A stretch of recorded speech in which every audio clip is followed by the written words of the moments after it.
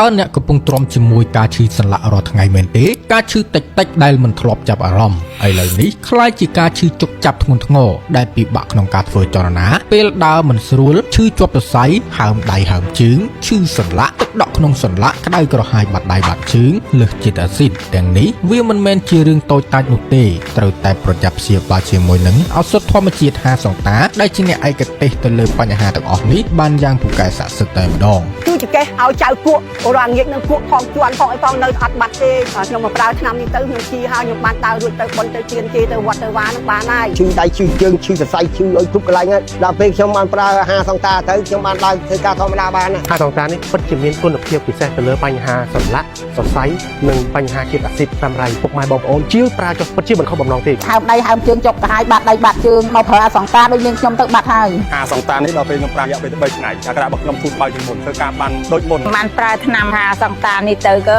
បាត់ឈឺហើយបានលើកអាសង្តានេះបានធូ